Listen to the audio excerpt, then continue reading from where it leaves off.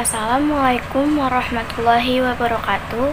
Perkenalkan, nama saya Acila Yusbika Putri dengan NIM 2102510 dari Studi Pendidikan Guru Sekolah Dasar Universitas Muhammadiyah Profesor Dr. Hamka. Video ini untuk memenuhi tugas akhir mata kuliah Strategi Pembelajaran dengan dosen pengampu Ibu Dr. Haji Isana El Kuloko, MPD.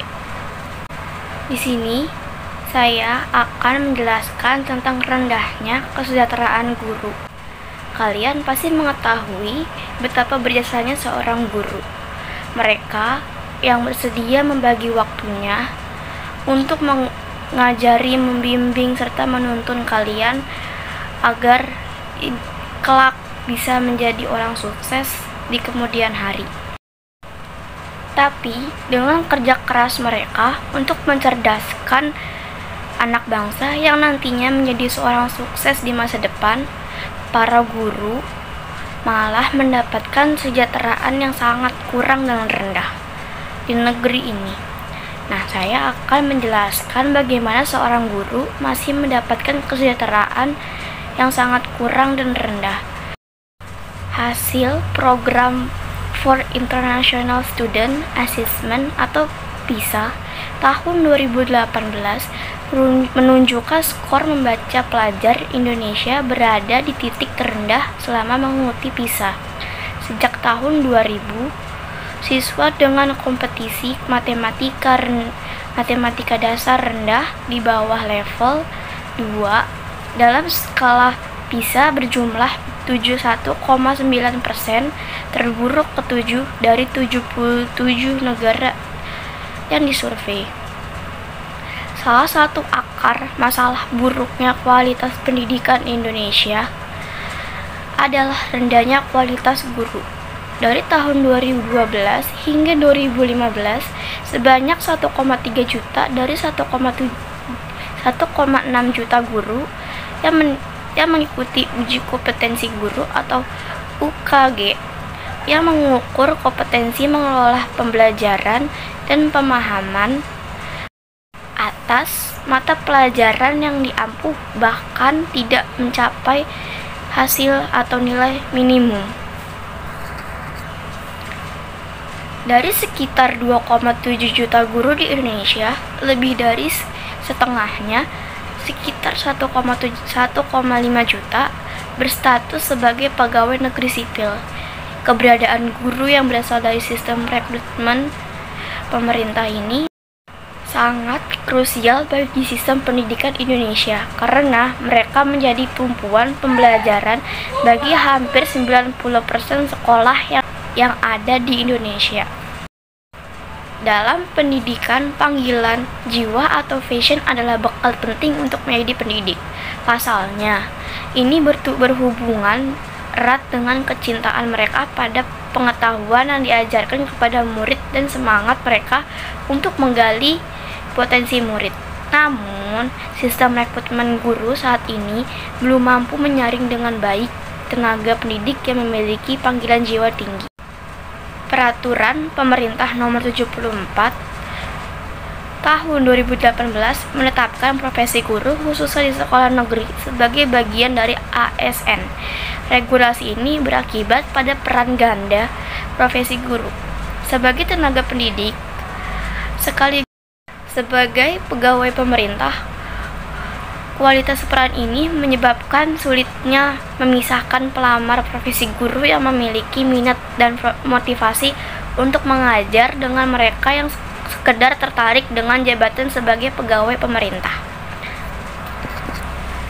Tahun lalu, Persatuan Guru Republik Indonesia atau PGRI mencatat bahwa Indonesia kekurangan sebanyak 1,1 juta guru.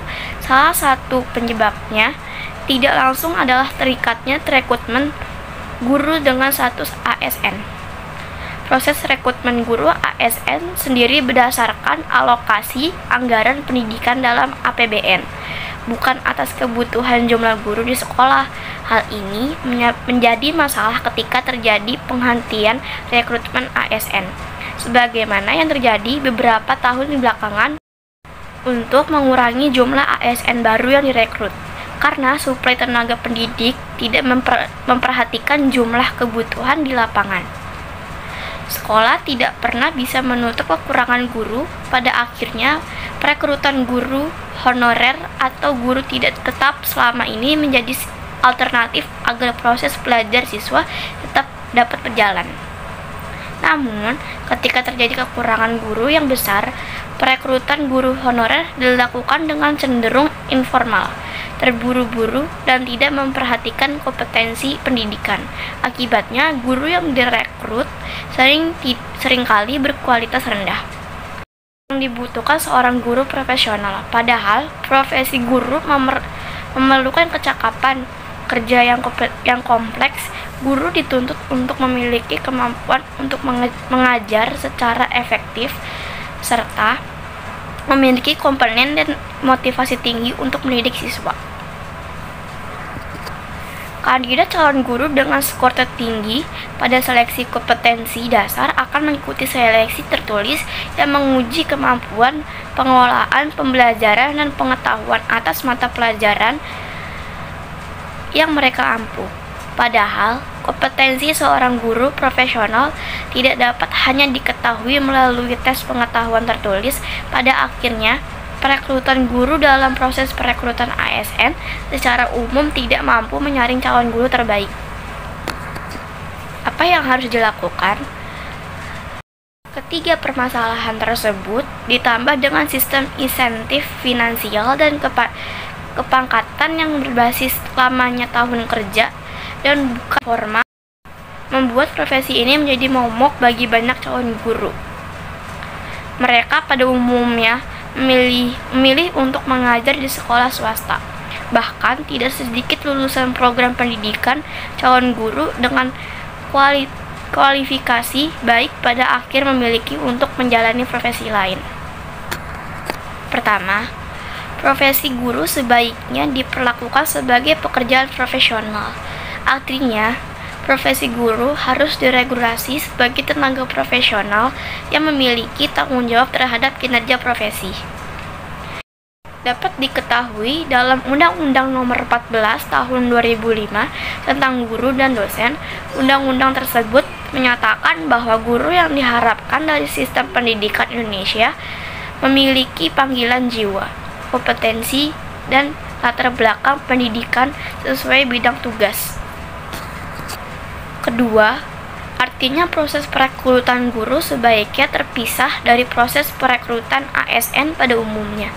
Untuk menjadi guru dengan status pegawai pemerintah, guru sebaiknya menjadi masa percobaan. Misalnya, dengan status honorer terlebih dahulu.